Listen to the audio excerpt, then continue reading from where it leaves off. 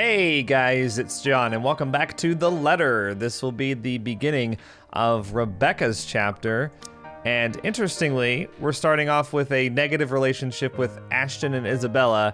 I'm guessing based on what happened in Isabella's chapter, perhaps? Let's see, let's look at the profile under the journal for Rebecca. She's 5 foot 5 inches, 29 years old, a history teacher. She's Scottish, but she's atheist. The only atheist of the bunch. Master's degree in education, major in European history. Loves stovies, reading in the library, going to the gym, cycling, jogging, lacrosse, lesson plans. Although of Scottish descent, I almost said of Irish descent, she grew up in Luxburn and even went to school in St. Goretti. Her parents were professors of European history and Southeast Asian history at Luxburn University. They were often busy, but that forced Rebecca to be independent early on. Surrounded by books and instilled with a love for learning, she was a star pupil and was often called a teacher's pet for it. Her passion for academics leading to a career in the industry was to be expected of her. She came out of her shell in her high school years and started becoming the Spitfire she is now. I wouldn't call her a Spitfire, but before then, Ashton was her only friend, though she found him aggravating at first. Independent and used to taking care of others, it was no surprise when she helped out the young foreigner who moves in next door, Isabella. All right, so here we go. This is how it begins, or so they say. With a gentle wind drifting through wide open windows, muffled laughters and footsteps fading behind empty hallways, and the light kiss of the afternoon sun. Soon there will be a call, a crossing of thresholds into the unknown. Maybe we are off on some grand adventure, or diving into another gripping mystery. One can't really tell. For all I know, a hero might even come sweep me off my feet, if I'm lucky. That's not exactly a bad thing when you think about it. But this is far from one, isn't it? A riveting tale, that is. The mild breeze, the faint murmurs, the warm rays painting every nook and cranny, a fiery hue. They are all as real as they can get. As much as I want to write a little tale out of this, I'm far from someone who can. Fleeting fancies, that's what these are. Merely passing thoughts to occupy an idle mind while waiting for another busy workday to end. Then again, maybe in another life, I am one. Who knows? But at present, what I have and what I've chosen to be, well, I won't last years here if I find teaching rowdy adolescents a tedious job, will I? admittedly, the whole affair isn't exactly as grand or exciting as I had imagined as a child. If I weren't so stubborn and too passionate about the whole idea, I probably would have quit a long time ago. But it's always the kids that make it worthwhile, isn't it? As if in agreement, as soon as my pen slides into a neat circle against the papers I'm grading, the final bell rings. Like a dam that has been opened, students began piling out into the hallway soon after. For a short minute, I let the noise fill my ears, let my mind wander to a place far removed from all the hubbub. Solitary moments like this have come few and far between lately. Even my own home hasn't been as quiet as I usually prefer. Though, in hindsight, the entire place hasn't been the same either, since Isabella moved in next door. And if our fussing over a minor cold last week tells anything, I might as well throw any idea of solitude out the nearest balcony, so long as she lives nearby. At the memory, my eyes automatically shift over the bottle sitting at the edge of my desk. A chuckle escapes from me as I reach for it. A little ball of energy and enthusiasm. That big baby. Mother Hen, she calls me, and then says and does the same thing right after. It's not that I'm unused to being on the receiving end of other people's worries, or I feel any sort of apprehension over her fretting. If I am to be completely honest, it's actually amusing how someone can be childlike one minute, then act like a responsible adult the next. But there's a dissonance there, both in her actions and words. Although she may not look like it, may not say anything, may not lose her cheer, one way or another, I know these troubles have weighed down on her lately. Her face says it all, that big numpty. If she thinks I won't notice, she's got another thing coming for her. That's how she has always been. I do understand that part, loud and clear. It's just that I'd really rather not pass another burden on to her. Or become one myself. All right. Aren't I supposed to be the one taking care of them? Though I guess that's simply one of those things people eventually grow away from once you've all started leading different lives. Not completely different, I hope. Somehow, that thought makes me feel uneasy. Thankfully, before stranger ideas can take root in my head, a faint buzzing comes from my bag, cutting through the rest of my thoughts. A small frown forms in my lips when the screen lights up, and an unknown number flashes. For a long second, my thumb hovers over the answer button. Even the voice that responds, once I do accept the call, is wholly unfamiliar. Hello? This was supposed to be the hovering thumb. Oh, goodness. Finally, it connects. Hello? Is this Miss Gales? Rebecca Gales? Yes, speaking. Who is this? Oh, sorry. Rose Cooper. Briar Realty Corporation. Briar Realty? My frown deepens as I straighten from my chair. That's me straightening in my chair. Something in her tone, despite sounding remarkably friendly and light, doesn't sit quite well with me. The rigid pause that follows doesn't help ease the tension that has suddenly descended either. Miss Cooper? Yes. Things are a bit busy on my end. I apologize. I'm not certain if Isabella has mentioned anything before, but we're working together on a property at the moment, and... The Armengard Mansion, yes. She said something about that earlier. Is there a problem? This is about Isabella, actually. She wastes no time relaying everything. The details she provided are, admittedly, a bit vague, but enough for me to get a gist of what happened. It isn't the bad sort I'm expecting, though still worrying, especially with words panic attack and pale looking a bit sickly, woven together in one foreboding sentence. But as quickly as it surfaces, I stomp down on the urge to demand answers, right there and then. Now isn't the proper time for useless questions. I'll find out soon enough, regardless. To Miss Cooper's credit, she neither hesitates nor falters all throughout. There's some sort of comfort in knowing Isabella has someone like her to guide her, though not as much as I would have liked. After all, this is Isabella we're talking about. What are the chances she just said a bunch of excuses so she won't get sent home? High. Very high. Oh, she is so going to hear it this time. You were listed as one of her emergency contacts, so I thought it'd be best you know about this. How is she? Is she doing okay? I had her take a break for now, but honestly, I'd feel better if someone were to pick her up and take her home for some rest. Anthem's a fair distance from Luxbourne. I really don't want her going off on her own. I'd do it myself, but well, you know how it is today. Big day. People everywhere until the open house ends. I'm really sorry to ask this of you, Miss Gales. I know you're busy. Oh, no, it's all good. I was just about to leave from work. I hope to leave early today anyway. A few minutes ahead wouldn't hurt. I can be there in a few, 30, 40 minutes tops. Is that all right? More than fine, Miss Gales, thank you. We're supposed to be here until... Oh, excuse me. One moment, please. Yes, ma'am. The faint hum of conversation echoes from her end. It sounds as though the place is buzzing with more people than you'd expect from a regular open house. I was skeptical at first. The house is old, not to mention its inconvenient location in Luxbourne's outskirts. Who wants to live in a place almost an hour's drive from the comforts of the city? But from what little I can hear, it appears Isabella has every right to be optimistic about this sale. If I didn't understand why she was so adamant refusing my offer of help before, I think I do now. To some degree. We'll be resuming the tour soon. Yes, thank you. Sorry about that. I really need to get this thing going. Lord knows how I'll salvage the situation here. It shouldn't be anything complicated, but still, clients. It can be difficult when they want to be. Anyway, just look for me when you get here, alright? That shouldn't be too hard to miss. No problem. Thanks for letting me know about this. Just make sure Isabella stays put, please. Heaven knows how stubborn that girl can be. Oh, believe me, I know. Don't worry about it.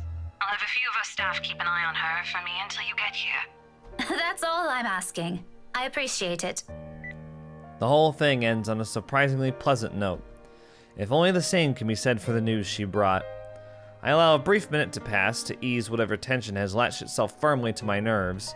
But no matter how much I wish for it, my mind simply stubbornly refuses to do so.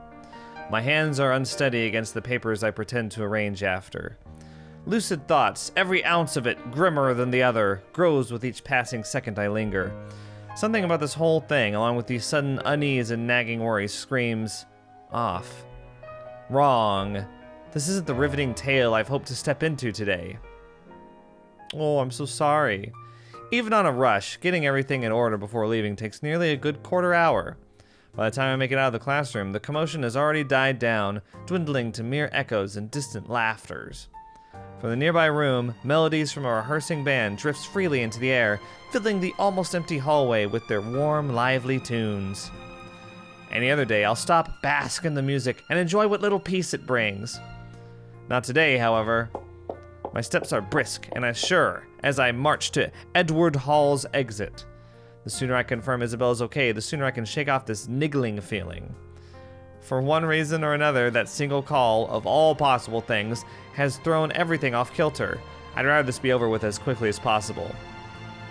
So much that I nearly barrel over a student in my haste, though perhaps it's really the other way around. What? It's this girl again, the one that Zach encountered in the park. When I look down, a set of eyes, bright and hopeful, stare back at me. Her arms are wrapped around my waist like a vice, and at my attention, a grin spreads over her face. How come there's no voice acting there? Buenas tardes, Miss Pink. Hello, Kylie. That means good afternoon in Espanol, I think. You know, you aren't supposed to run into people like that. Sorry, Miss Pink. Why is there no voice acting here? That's weird. She loosens her hold on me, but not a hint of guilt or regret appears on her.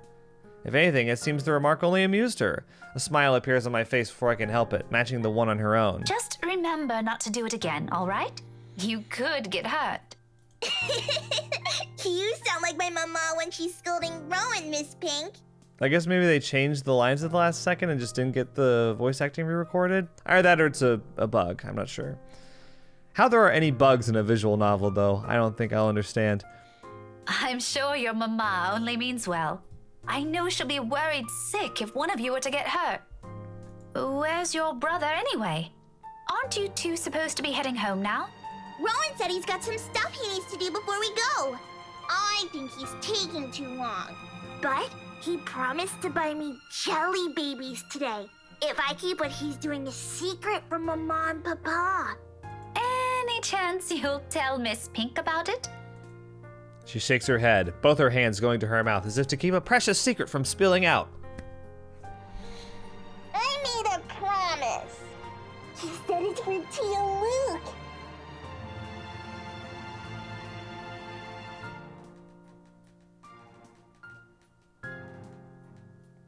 Uncle Luke? Tio is uncle, sorry. Uncle Luke, huh? Oh, something like a gift? It's funny, usually when other languages come in, I'm always thrown for a loop, like if it's French or German or...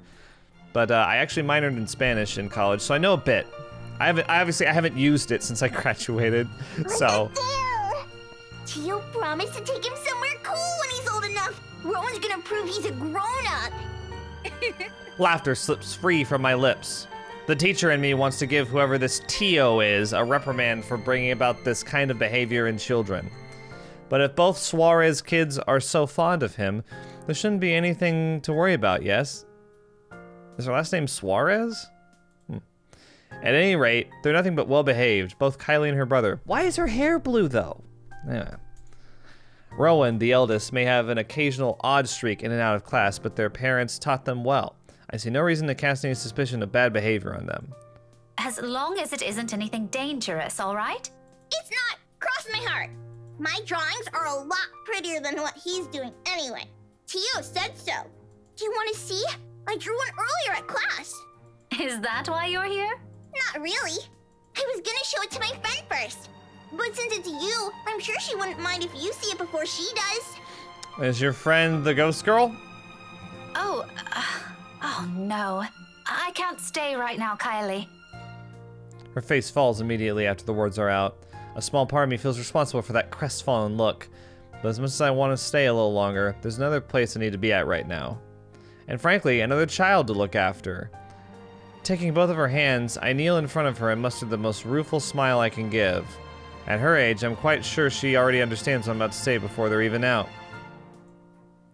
But remarkably, she doesn't look away or pout as I'm expecting her to. I'm sorry. You know what? Rowan has a class with me on Monday around this time. Why don't you drop by again next week? After class? I'll even make sure to wait for you. It's just that I absolutely must leave now. My friend had an accident earlier, and I'm the only one she has here. What about her mama and papa? Her family lives really far from here, I'm afraid. Do you remember where Asia is? The southeast part? That's where they are. Her eyes immediately light up at my question. Just like that, I know I've earned the girl's forgiveness. Oh, just like Takako. Who? What? My friend.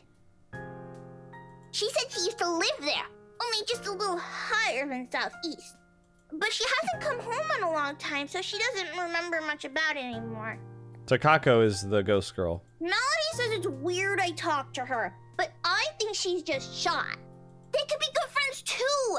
Don't you think so, Miss Pink? Maybe if you introduce them properly, they will be. That's what I think. Takako's just lonely. If she makes more friends, she won't be anymore. Is your friend like that too? A little, possibly. To be honest, sometimes I can't tell with her. After all, Isabella has always been the kind to hold a smile, even when things have taken a turn for the worst. 5 years and one will think it's enough time to know a person, but when you consider it, come to think of it, all these years I've never, not even once, seen her cry. Not over a trivial matter or even when things are tough. Okay, you can go to her. I'll just show you my drawing next time. I bet the drawing's creepy. Thank you. Remind me to buy you a huge glass of parfait, all right? No, I'll get a stomachache. Takako says so. A small one is okay. I'll remember that. Say hi to your friend for me. I will. I'm sure she'd love to meet you too. See you, Miss Pink. I'll see you later, Kylie. London Bridge is falling down, falling down, falling down. London Oh Bridge boy, is she doesn't look back or falling wait for any sort of down, goodbye my from me. fair lady. With a song and an extra spring in her steps. Okay, good, she didn't loop. Oh, I thought she was gonna loop. Sometimes they do that. With a song and an extra spring in her steps, she bounds across the corridor with as much spirit only a child her age can have. As if the conversation has never taken any downhill turn for her at all. As if there isn't a single thing to worry about in the world. Not long after, she disappears behind a door, leaving behind strains of an old, familiar rhyme lingering in the air. Carefree. Unbidden. I'm gonna move my camera. Sorry, guys. Sorry, I know this is an inconvenient time to do it. It's just been driving me crazy. Okay. Untroubled moments like this, I envy her. And as I resume my hurried pace, a tiny whisper at the back of my mind wishes the same can be said of myself and my own worries. Luxburn may be a small city, but it's no stranger to hellish rush hour traffic. But surprisingly, getting out of the city today proves more of a breeze than a hassle. A relief, considering how none of my calls to Isabella have made it through. Either the reception's really bad over there, or she's ignoring them on purpose. Both does nothing to ease the disquiet in me. The rest of my drive passes without much incident as soon as I'm out the busy streets. In less than 30 minutes, the mansion looms ahead of me. For all the fuss Isabella made about the house, it remains a thing of beauty. Unlike Luxburn, the estate and the nearby Anselm village stand as its complete opposite, living and breathing the songs of the old, whispers of a once booming haven lingering in the air. Contemporary conveniences aside, it's a place I'm glad modernization hasn't wholly touched. It's just a shame the locals know more of the silly hearsay than the history itself. What? The subtitle does not match the voice line. It's just a shame the locals, including its potential buyers, know more of the silly hearsay than the history itself, is the rest of the sentence, but it's not there. If I could only knock some sense into these people. So the voice line was actually canon there, I think. Sadly, complaining is all I can afford to do. As much as I want to give them a piece of my mind, it isn't why I'm here. I don't think these rich types will appreciate getting a lecture from me either. I have as much business with them as they have with me. Here's the thing. It's not just the rich types that don't appreciate your lectures, Rebecca. So, just gonna leave that out there. With a heavy sigh, I give myself one last second to take in the scenery before heading up the main entrance. Most of the guests are already heading out, though some still linger. It's mainly just to take photos of the house's facade or its various rooms. I pause for a moment, scanning the small crowd gathered at the foyer, looking for any sign of that familiar ponytail among the sea of hats and heads. No sign of her. No sign of the other staff or Miss Cooper either. I can certainly look for Isabella on my own, but in a place this big, I'd be lucky if I didn't end up lost or find her before we need to meet with Zachary and Ash tonight. Sighing, I reach for my mobile and redial her number, the gesture familiar now after so many attempts earlier. If she doesn't answer, I can still try contacting Miss Cooper. I just hope the network reception will cooperate this time. This side of the country has never been popular with the tech savvy after all. To my relief, it only takes 3 unsuccessful tries. At the 4th one, right as it's about to switch to another intercept message, the line finally rings. Silence follows while I wait for her to pick up. The ringing goes far too long for my taste. By now, most of the visitors have already cleared out. All I have for company are the faint murmurs and an eerie calmness left in their wake. A sudden hush settles in and that gives way to noises louder than they're ever meant to be. Doors creaking and slamming shut into some distant part of the mansions, floorboards groaning under the sheer weight of the house's history. And the now empty hall, they all reverberate with special clarity against the walls. Like this, those old stories seem to almost have a ring of truth to it. I don't get to stray far into that ugly line of thought, however. Not a second later, a click finally sounds from the other end. I'm getting sick of hearing that ringing. Hello? Isabella? Miss Cooper called earlier and...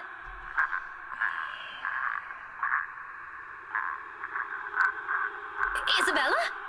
Belle? Are you alright? Without any warning, the call gets cut off. Busy notes blare sharply against the heavy silence, but above the noise cutting through the mute air remains the faint cries of a woman from beyond the foyer. My hands fall to my side as I cast a wary look around, waiting for someone to come running. Surely I can't be the only one hearing this. There must still be some staff hanging around, checking things out, but no one does, not even when her sobs turn more frantic and anguished. Excuse me? Hello? Who's there? Isabella? Isabella? Is that you? No answer. Growing anxious, I amble over where her cries come from, each step slow and cautious, towards a door on the other side of the room. While I'm far from someone who readily gives in to fear or stories lacking factual basis, the vague, restless feeling I have earlier immediately returns to me. And despite myself, my heart begins to race and my breathing quickens. Belle? Belle, it's me. Miss Cooper called. Is everything okay? Abruptly, all of it stops. My whole body tenses, mouth dragging in a ragged breath, ears straining for any other sound yet to come from the other side. But nothing follows. Instead, the quiet only lends itself to the heavy tension in the air, as if every small movement will disturb the fragile stillness hanging in the room. I wait for another second. Then, with a caution, I reach for the knob. My fingers barely graze the brass handle when a hand falls on my shoulder. Is it Johan's? Excuse me. Oh. Oh, sorry. The subtitle was over. Whatever. I am so sorry. I didn't mean to startle you. No, it's a... Still reeling, my gaze shifts back to the door, as if any second now, the cries will start again, or whoever's inside will burst out of the room. But I don't get to dwell on these. The woman's worried voice breaks through the haze in my mind again, oddly soothing in the thick of my unease. Even if the concerned look comes from a total stranger, finally being in the company of someone else is somehow comforting. Ma'am? Are you okay? Oh, no, I'm fine. This is probably just some cold. Do you need to sit down? No need. I'm actually looking for a friend. I wave the mobile in front of her like the gesture alone explains everything. Vaguely, I note my tight grip on it and quickly slip it into my pocket before she notices. She doesn't need to know. Well, I'm not really sure if your friend would still be here. We're actually about to close the open house in a few minutes, ma'am. No worries. She's not a guest here. She works for Briar Realty. Miss Cooper called me earlier. In fact, I'm also looking for her. Well, you've found her. Recognition flashes in her eyes, and her worried expression dissolves into a smile at once. It's all I need to know that I don't have to look elsewhere or venture deeper into the mansion on my own. In some way, I'm not too keen on the latter right now. Oh, Miss Rebecca Gales, is it? Yes. Sorry if I'm a bit late. It's not a problem. I was busy with the open house and a few clients anyway. It's actually a good thing you came when you did. Let's see. Isabella should be here somewhere. I told her to stay put earlier. Girl never listens. Rose? Rosie, may I have a minute? There's just this one little thing before we go. Miss Cooper's head immediately snaps up at the voice. In a blink, a different kind of smile spreads on her face. A smile still, friendly even, but the kind given mainly for the sake of pleasing other people rather than making friends. Yes, ma'am. I'll be there in a few. It's an impressive thing, to say the least. That level of professionalism. I suppose working years in this kind of business trains you enough to be able to pull that off without batting an eye. It certainly didn't seem to have rubbed off on Isabella, though. Sorry, could you give me a second? I have to take care of this. Don't worry about it. I understand. I can wait a few more minutes. Clients, right? You won't hear anything from me. Priorities, you know? But if you want, you can stay at the parlor in the meantime. I think we have a few refreshments left. No, thank you. I'm going out with a few friends after this. Isabella's supposed to join us too. But that depends on how she's doing, of course. Of course. All right, this won't be long, I promise. She throws me an apologetic look before sauntering over the small group gathered at the entrance. A couple, or siblings, and another woman, probably their secretary. Wow. That's... You know, I'm not sure that the heights match up here. How tall is Hana? Hang on. Oh, she's 5'7". Because Marianne's 5'11". She's pretty tall. We haven't seen her, like, next to Isabella or anything, I don't think. Anyway, I was just wondering. I mean, she's the tallest person in the lineup, it looks like, but I don't know if this is 4 inches difference right here. Anyway, it's just a little thing. I'm just being a nitpicky piece of crap. Either way, they look no different from the other guests. All three of them primly dressed, albeit in a manner significantly simpler than the others. No frills, no extravagance of any form. But their gestures and movements alone speak volumes of their ingrained lifestyle. In their presence, I do what I can to appear inconspicuous on my side of the foyer. Maybe accepting Miss Cooper's offer would have been a much better choice than standing around awkwardly and gaping at them, all while also attempting my best not to listen in on their conversation. Although that one proves more difficult with how enthusiastic the blonde woman is, her voice easily echoes through the walls with only the 5 of us here. Pretty soon, I find myself being drawn into their talk without meaning to. Tomorrow? First thing in the morning? First thing in the morning, ma'am. The mundane talk isn't what catches my attention, Very however. well. We'll have our lawyers prepare everything as soon as possible. Let's make this whole thing easier for everyone, shall we? Just let me know if there's anything you need from me. You know how to contact me, yes? Got your mobile number saved here already. Good. It's just a matter of time then. It's a brief moment, a fleeting shift of my One eye. day for us, Marianne. As long as you're positive, we won't be having any problems by that time. You can count on my team. You worry too much. Let me handle those things. Do be thrilled, though. I imagine it's not every day you get projects like this, And the instant I turn my gaze on him, I see it. Oh, I'm certain Mint's ecstatic, Buttercup. Mint. He called her Mint. Aren't you, Marianne? You know, we could all celebrate this with a few drinks. Why don't we? Yeah, you know, this is the weird aura that we saw when he answered the door for Zachary. We haven't seen it since. In fact, there's this really excellent Irish pub I visited a few days ago. Looming, hovering over his shoulders, drawn to him like a moth to a flame, a dark blur. No, a shadow. I think I'll pass on that, sir. I have more important matters to attend to. Why'd the audio get all weird there? Darling, your liver. Oh, it's like... hard to hear. You already had a glass today, and apparently a few days ago as well. How many times do we have to remind you? Doctor's orders, remember? Such a shame. You never let me do anything fun. But as I try to make sense of it, a heavy feeling descends over my whole body. It happens without warning, forcing me to close my eyes. The sensation creeps to every part of me, crawling under my skin and draining me little by little of any strength. Before I know it, my hand is gripping the nearby door for support. The sudden nausea drowns out their voices and what little sound there is. All except for the whispers and laughters. Judging, mocking, taunting, muffled and audible words bearing down on me like a death sentence. They wrap around my neck and limbs, binds tightening with every syllable, every utterance. And with each draw of breath I take, they drag me down slowly, almost painfully, into a bottomless abyss.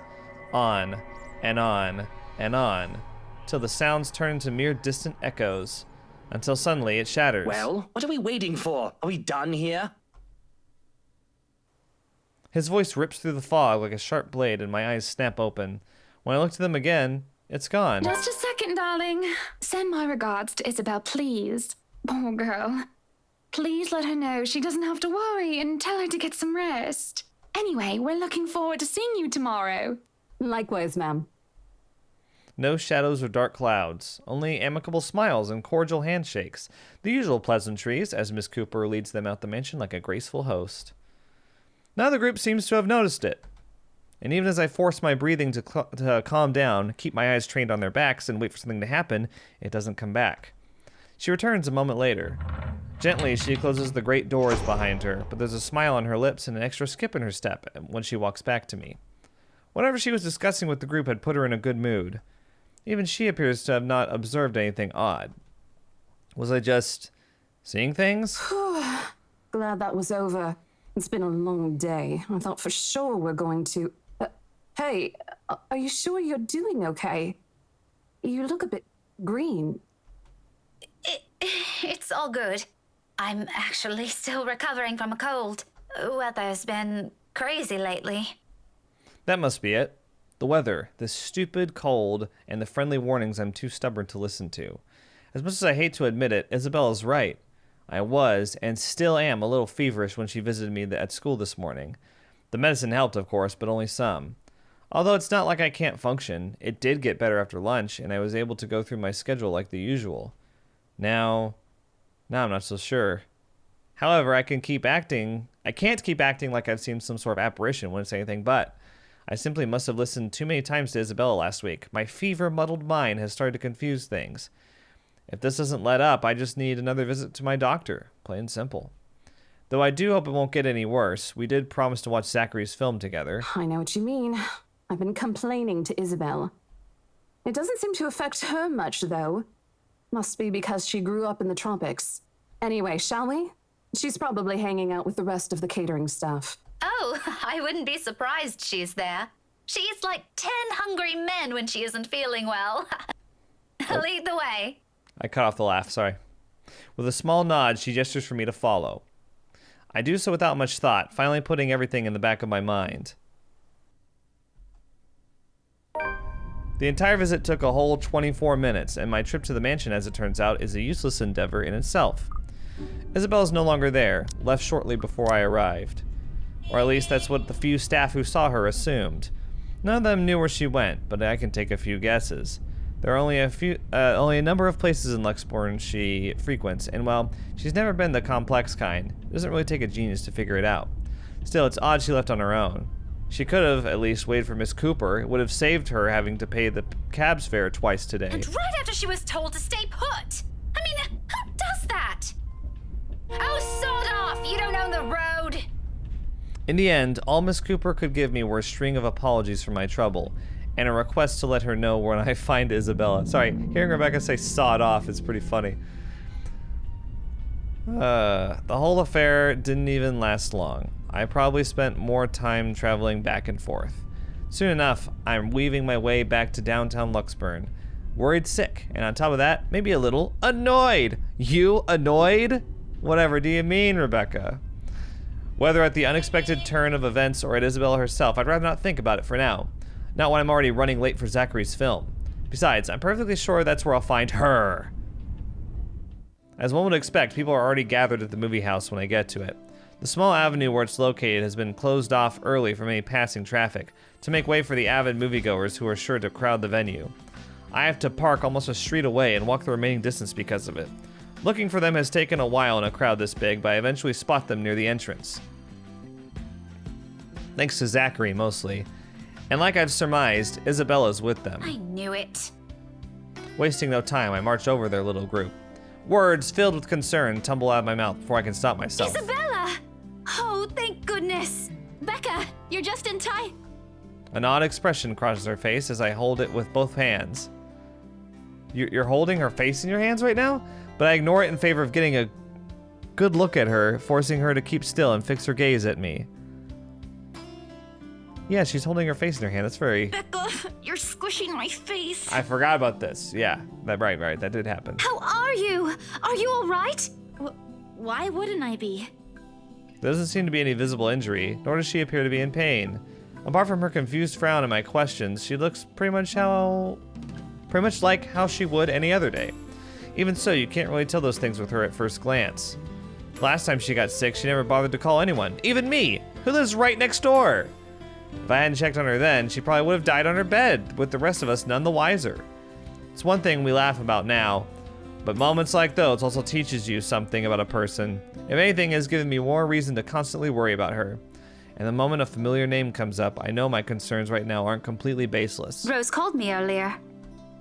Her expression swiftly changes, and gently as she can, Isabella pushes my hands away. Yet even before she says anything, I already have a hunch how this whole thing will play out. Oh, no, everything's good. Rose covered for me at work today. That's not what I'm talking about. How's your head? Then and there, the whole conversation goes down as I have imagined. She dodges my hand when I reach for the back of her head. I've never seen anything like that in these cutscenes. Intending to check the said injury myself, even makes a show of hiding behind Zachary just to avoid me. Instantly, what's supposed to be a simple inquiry dissolves into a shameless game of tag, shouting and chasing, like none of us can be bothered to act like the full-grown adults we're all supposed to be, including Ashton. I won't put it past Isabella, but Ash, out of everyone? In fact, if that stupid smirk on his face tells me anything, he finds this whole mess amusing. Oh, for the love of... Isabella, this isn't a laughing matter. She did look pale when I saw her. Earlier. Okay. Wow, thanks a lot, Ashton, you traitor. I'll get you back for this, just you wait. What? I'm just saying it as it is. If you mentioned this earlier, we wouldn't be having this conversation right now. There's a moment's pause. My hand stills midair as my attention shifts to Ashton and the words he leaves hanging between the four of us. He doesn't meet my eye. I don't think he's even aware of what he said, but the meaning in each syllable alone is clear. And they echo. They sting. They burn. I'm sorry. Saw her? Yeah, they arrived together. Bella looked fine to me then. I don't know. Of course. Of course! Why else would Isabella leave on her own after being told to stay put? After that little chat about money this morning, something close to silence falls when I mull over the words. Both what's already been said and what's left unspoken. When I do find my voice, it only reeks with nothing but bitter, unpleasant thoughts. Thoughts I quickly stamp out before they surface. Thoughts I hide the best I can, the deepest parts of my mind, locking it away for no one to see. Oh, that's good. At least she didn't have to travel alone, right? At least. Good. Yet try as I might, the green-eyed monster easily rears its ugly head. Like it always does every time his gaze lingers a second longer. Every time he smiles in a manner far too gentle, far too sincere, whenever he thinks no one can see. Every time my mind suggests his words mean more than they should. Every small little thing. Despite what he says, despite his tone. Look, you guys. Yeah, we get it. You're in love with Ash for some reason. For all I know, it may just be the same kind of fondness born from friendship. Maybe I'm simply overthinking like he often tells me, or maybe there really is something there. But in his short display of impatience, I know the whole of it is just for show.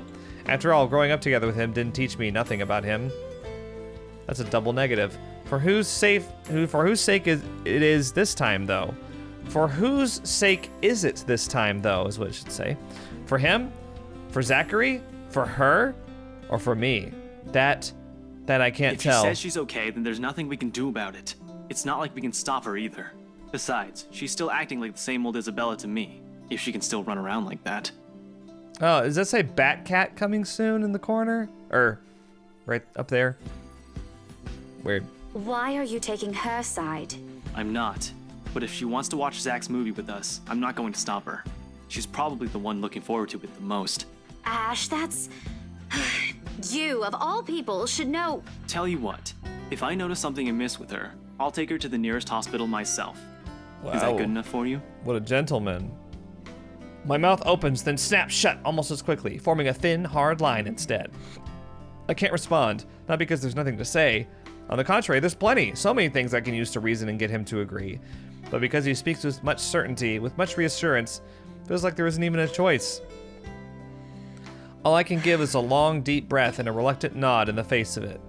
Before I can get a grip of myself and my own weakness, the mood immediately shifts and I'm being tackled into a hug. Thanks, Becca. It's always been you with him, isn't it? Oh yeah, she says that. Did you say something? Me? Nothing. Don't mind me. A lie, obviously. What else can it be? Each and every smile, a tiny effort to keep things as they are, or so I tell myself. Little do I know, this is merely a preamble.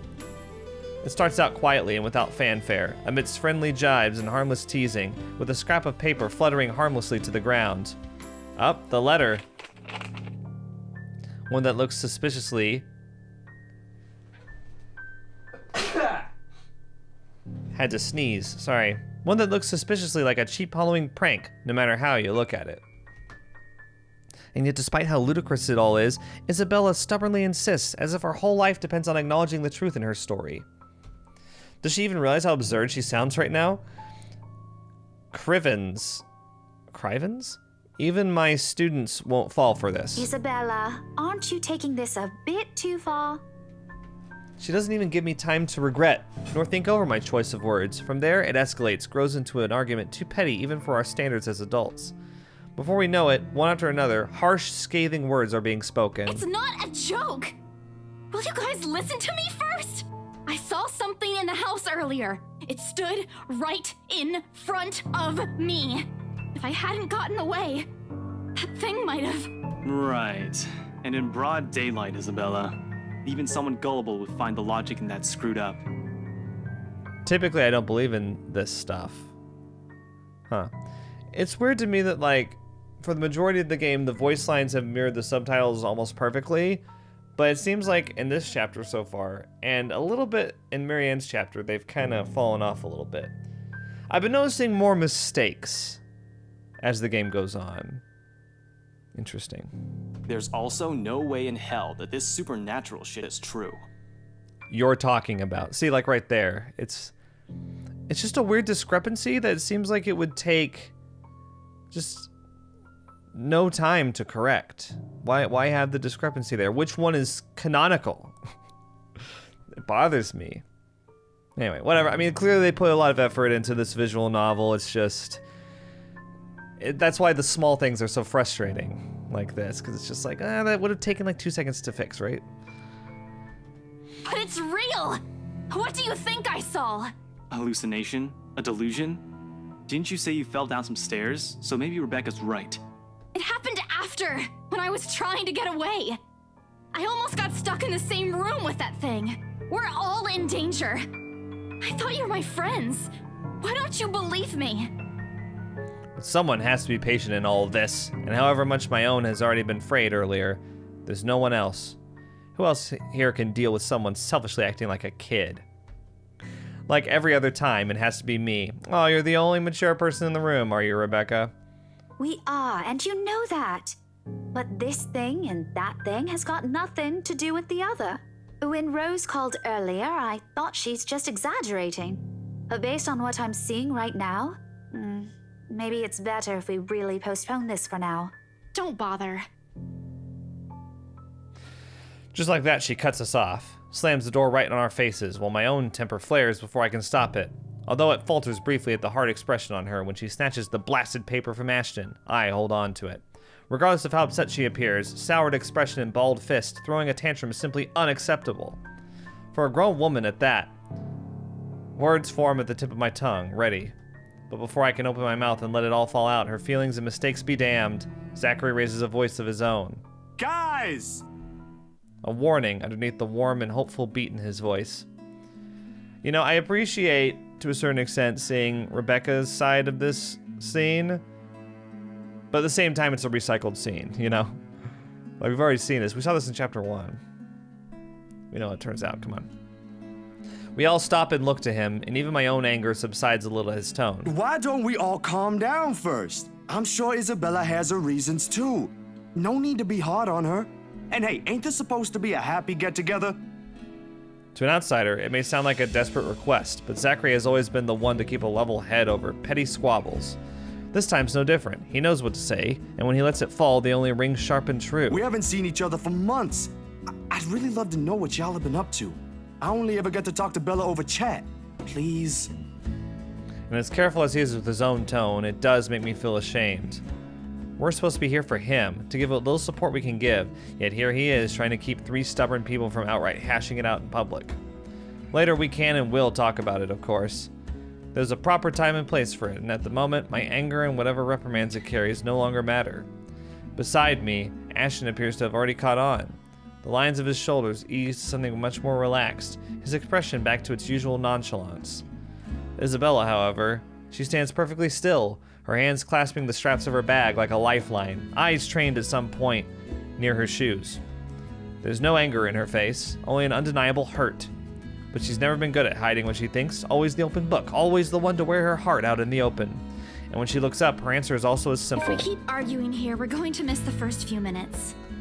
Her lips are curled up in a smile.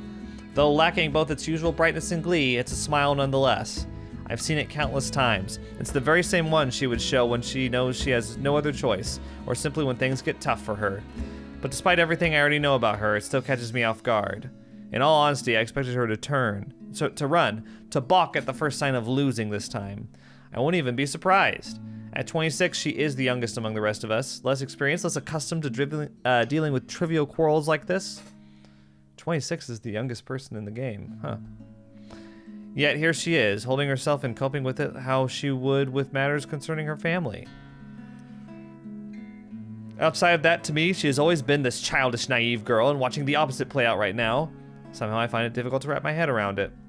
All right, that's the Isabella I know. Oh, good. I thought for sure you were going to cry. I like how they've been moving her around the screen in this cutscene, but I envy her. What was that for? Stop calling me a crybaby! I'm not one! Oh, don't cry. Stop it!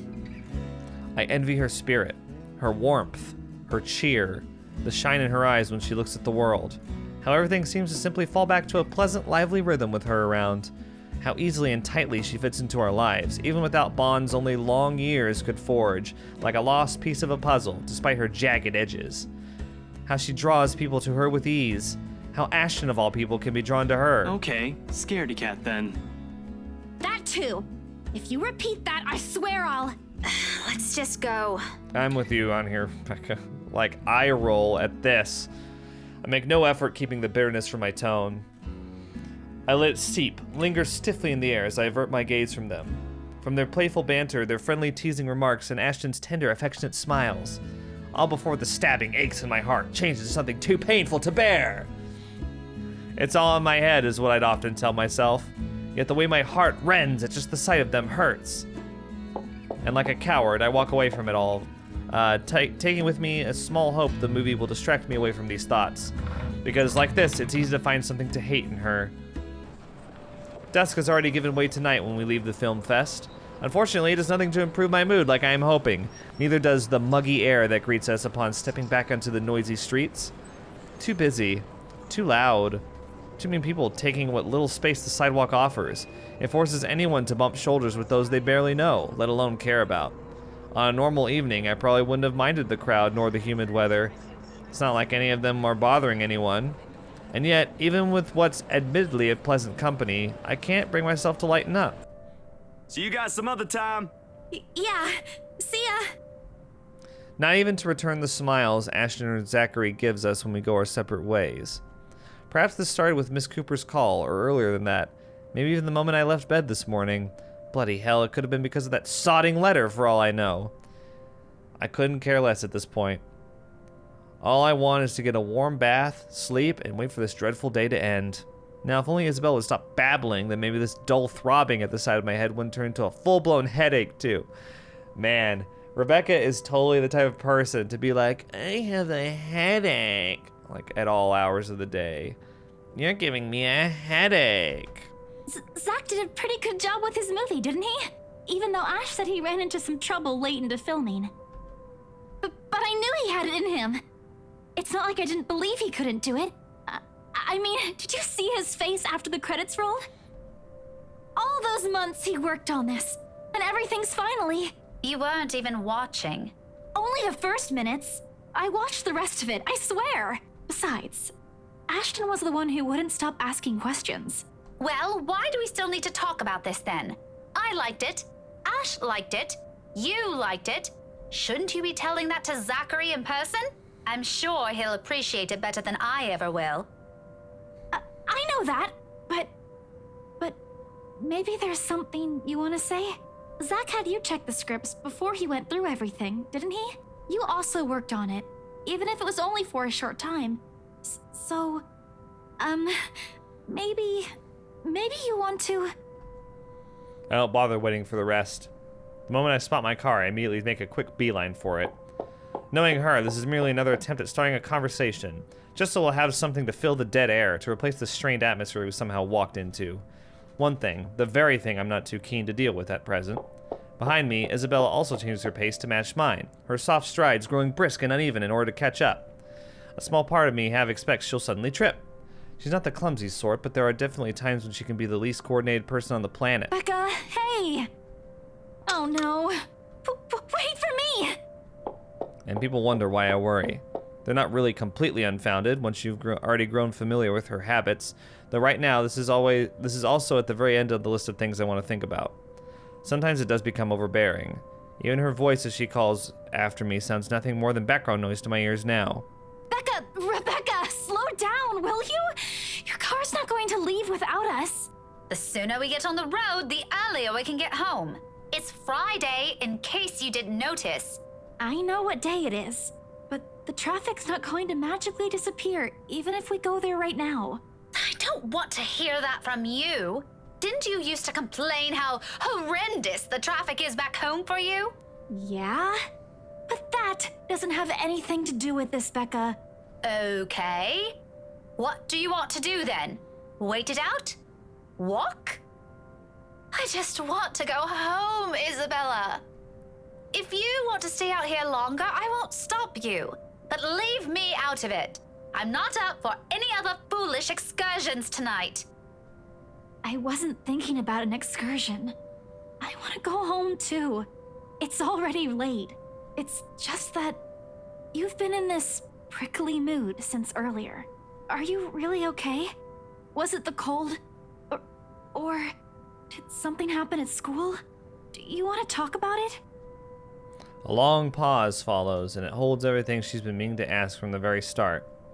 I'm in no mood, but all the same, my hand stops short of unlocking my car, and my grip on the handle tightens. I can feel her eyes boring on me, waiting, hoping patiently for any answers I'd give. She's the same as Zachary, they're bad liars. But when you talk to people like them, if you're not careful, they often leave you with no other choice but to admit the truth. Those exact same ones I can't voice. Despite my lack of response, she pushes on, surprisingly. This time, her tone is quieter, more tentative than usual. Was it because of the letter? It's a well-meaning question, much like the rest of this talk, yet somehow, something in how she says it irks me. If it is, I'm really sorry. I didn't mean to cause a scene. I did see something in the mansion, though. I wasn't lying about that.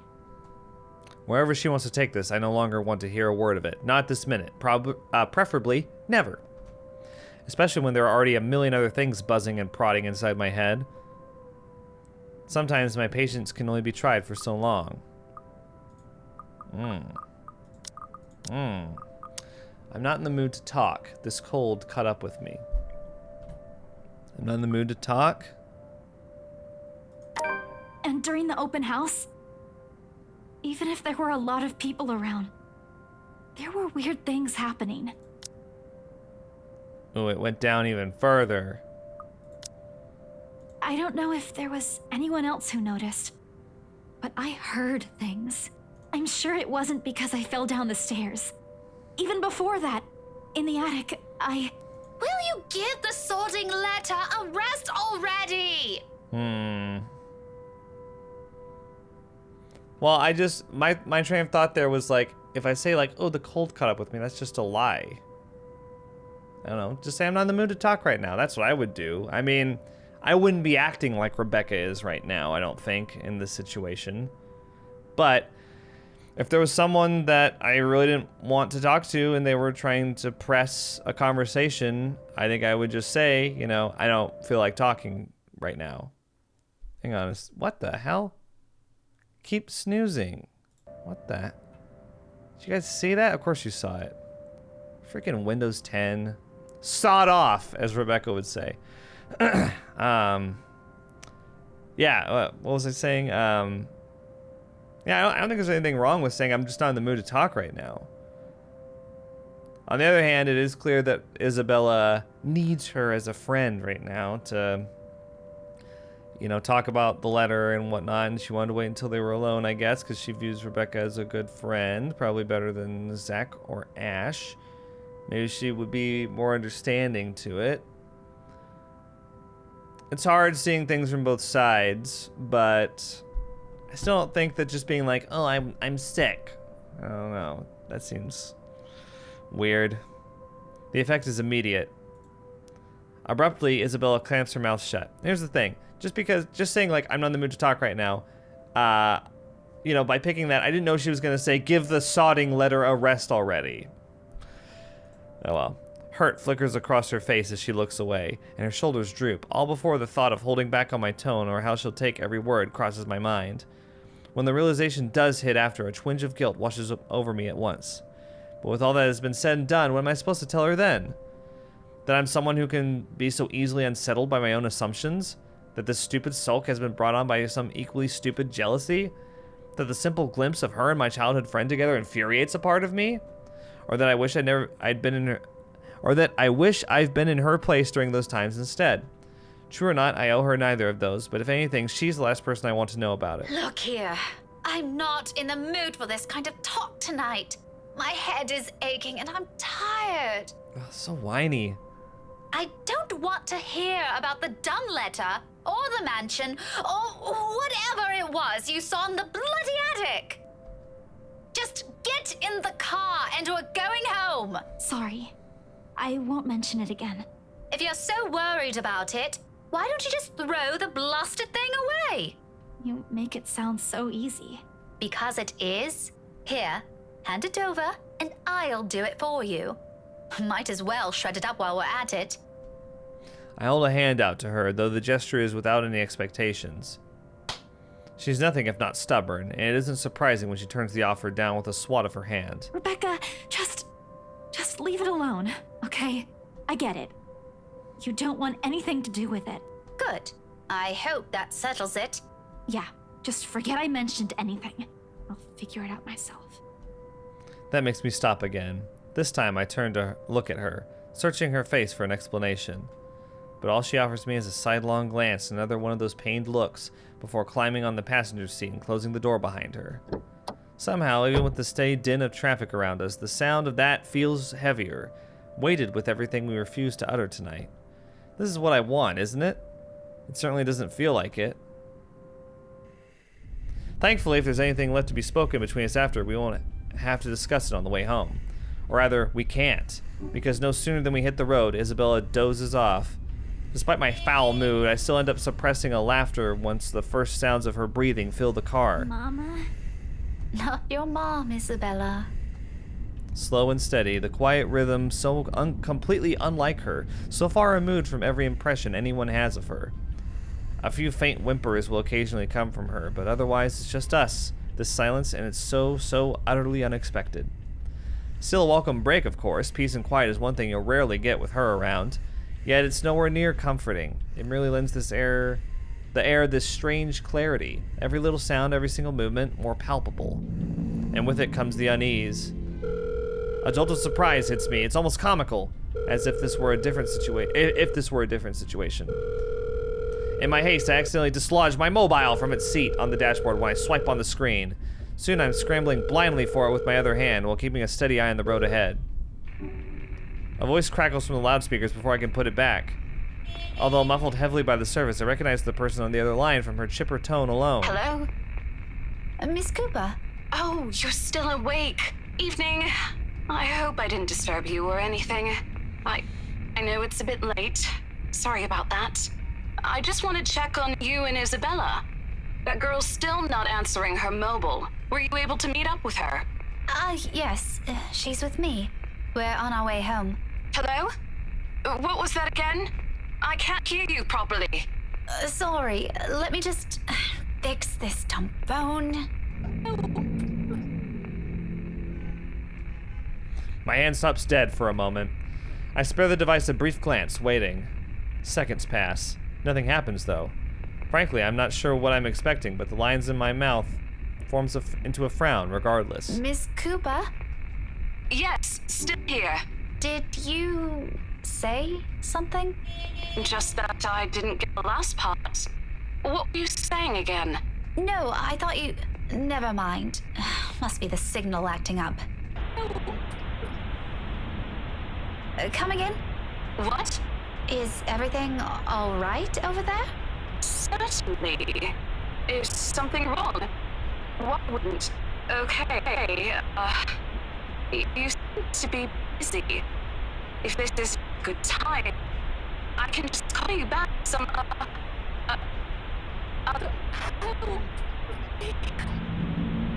I have to make a conscious effort not to panic right then and there, although my tight hold on the steering wheel tells a different story altogether. Miss Cooper!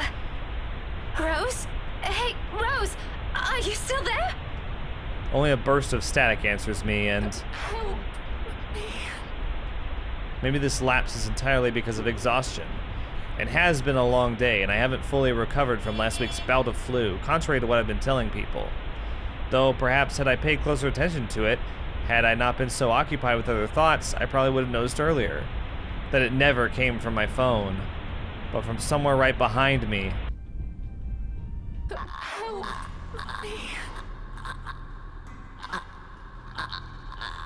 Time slows to a crawl. Interesting. In this scene, the ghost girl looks kind of desperate and pleading. Most of the time when we see her, she's like she has malicious intent. Interesting. Looking up is a mistake. The first thing I see is its face, a ghastly shade, every inch battered, bruised, and bloodied. Even in the darkness and the world passing by in a blur of lights outside, I can still make out the wounds. Blood still oozes from it, little trails of crimson running down its face, glistening under what little light there is. But it is the gleam in its eyes that catches mine. The quiet plea, the anguish, and the desperation in them, more than its hideous features and the awful stench of gore now soaking the air. And try as I might, I can't bring myself to look away, even as its lips contort into a horrific smile. Oh, she's smiling now. Even as a sharp, harsh noise pierces the air and the silence around us. Rebecca! Car! Eyes on the road! Against everything I've been taught, and I've constantly reminded myself, I close my eyes.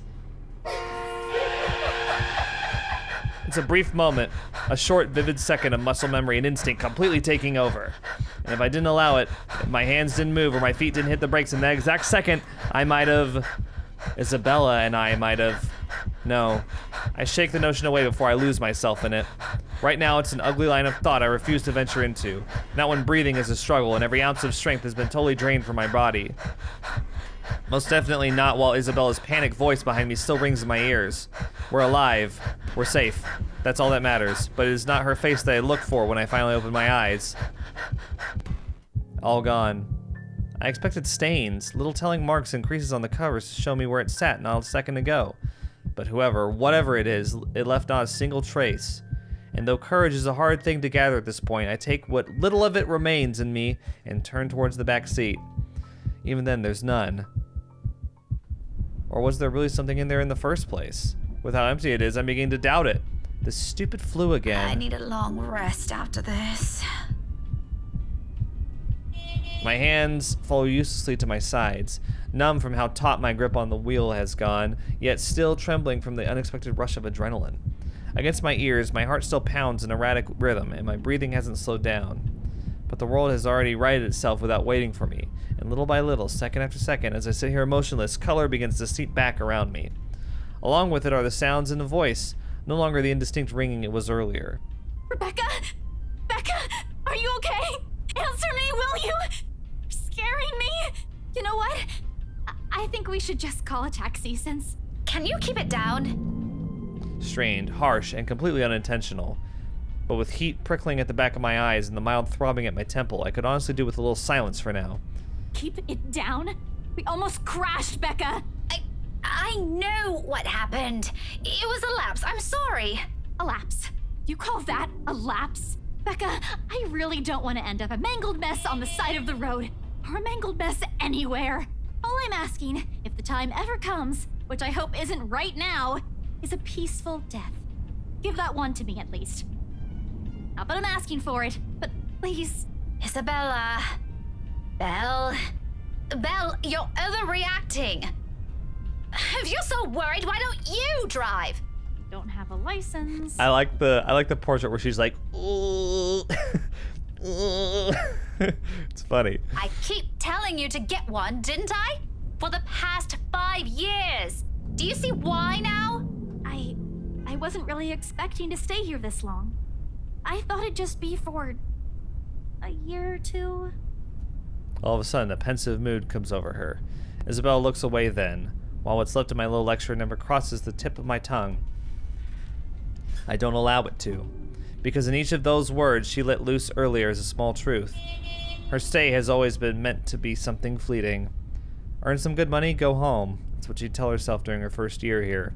Now, half a decade later, I'm not sure if she still believes that. Even I'm not sure I still believe it.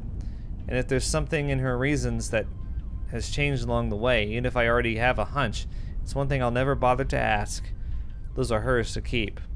I'll be careful this time, I promise. Just please, can we give this whole thing a rest for now? She nods, and that is the end of it. We spend the rest of the trip back to Salem Well in silence.